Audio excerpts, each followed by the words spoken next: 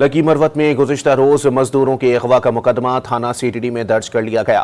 FIR थाना lucky Marwat के SHO की मदय्यत में दर्ज की गई है। आपको अपडेट कर रहे हैं। लकी मरवत में गुज़िश्ता रोज मजदूरों के अगवा का मुकदमा थाना सीटीडी में दर्ज कर लिया गया। एफआईआर थाना लकी मरवत के एसएचओ की मदय्यत में दर्ज की गई है।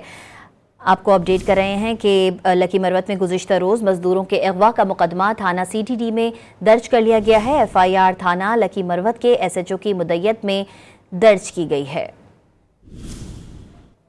लकी मरवत में गुज़िश्ता रोज मजदूरों के अगवा का मुकदमा थाना सीटीडी में दर्ज कर लिया गया। एफआईआर थाना लकी मरवत के एसएचओ की मदय्यत में दर्ज की गई है। आपको अपडेट कर रहे हैं। लकी मरवत में गुज़िश्ता रोज मजदूरों के अगवा का मुकदमा थाना सीटीडी में दर्ज कर लिया गया। एफआईआर थाना लकी मरवत के एसएचओ की मदय्यत में दर्ज की गई है। आपको अपडेट कर रहे हैं कि लकी मरवत में गुज़िश्ता रोज मजदूरों के अगवा का मुकदमा थाना सीटीडी में दर्ज कर लिया गया है। एफआईआर थाना लकी मरवत के एसएचओ की मदय्यत में दर्ज की गई है।